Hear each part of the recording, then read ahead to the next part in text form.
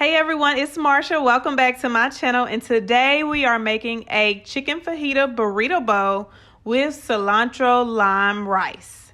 So let's get started. All right, so starting off with our ingredients for the chicken marinade, we're going to be using salt, ground cumin, cilantro, chili powder, adobo seasoning, a little bit of oil, some garlic, fresh garlic, and some lime juice. So if you're familiar with my skillet chicken fajita recipe, then this starts off very similar with the marinade. So I'm adding some oil to a shallow bowl.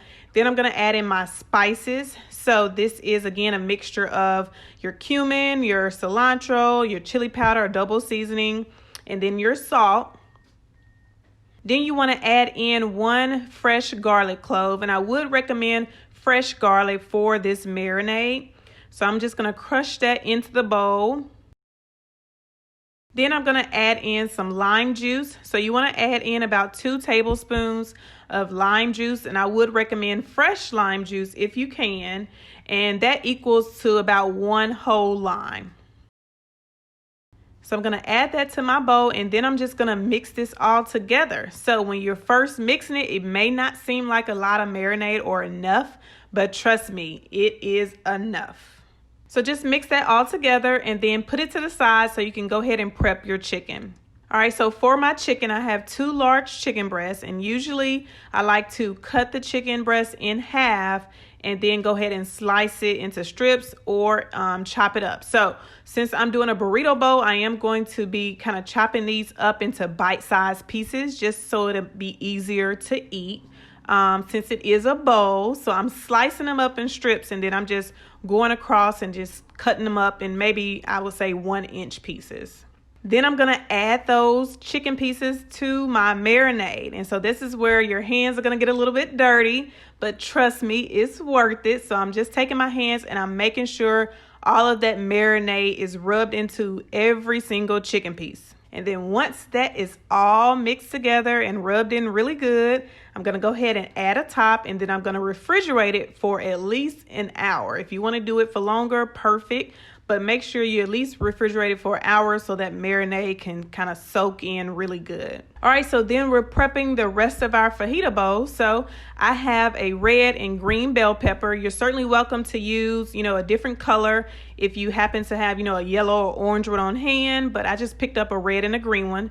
So I'm going to slice these in strips, and then I'm going to cut across to make them kind of similar to the chicken pieces. So about 1-inch bite-sized pieces. So I chopped up my red one, and now I'm moving on to the green bell pepper. Then I'm moving on to my onion. So I'm just chopping up a half of a yellow onion. If you want to use, a red onion or a white onion, you're more than welcome to. And once all your fajita vegetables are chopped up, then just move those to the side. Now it's time to cook my chicken. So my chicken has been marinating for a little bit over an hour. So I added a little bit of oil to a large skillet, and then I'm just going to dump my chicken pieces directly into that oil. And so my skillet is heated on about medium-high temperature. And so I'm just going to make sure all of the chicken is cooked thoroughly on both sides. And once your chicken is done, go ahead and transfer that to a separate plate. And then we're going to go ahead and cook or saute our vegetables. So as you can see, I have some drippings left over from my chicken. I am going to save that because it's going to help flavor our peppers and onions. So I just added a little bit of water to my skillet, and then I'm going to dump in my peppers and onion directly into that skillet. And so I'm going to mix those all together with the water and the marinade so it can kind of get coated in that seasoning, and that kind of helps season your vegetables. So all I have to do at that point is just add a little bit of pepper and a little bit of salt on top of that, but I don't really have to add any additional seasoning.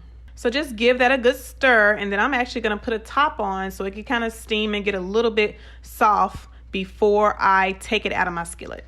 All right, so now my peppers are done. They have sauteed and softened just like I like it. If you want them to, be a little bit more soft or not as soft, just adjust your cooking times accordingly. Now it's time to make our cilantro lime rice. So I just grabbed a small handful of fresh cilantro, and I'm just going to chop that up really good.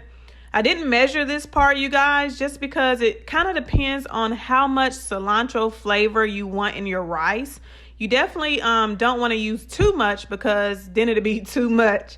But you want to use enough to where you really get that cilantro flavor. So just grab a small handful and give it a good chop and then add it to your rice. So I've already cooked some white rice in my Instant Pot. So I'm going to add it to the bowl.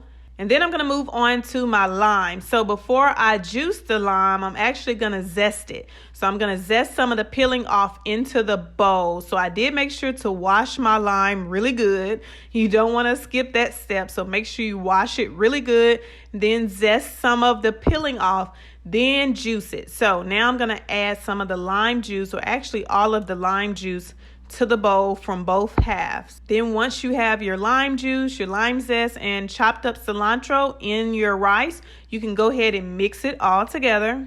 And once it's mixed together really good, that's really all you need to make some fresh cilantro lime rice.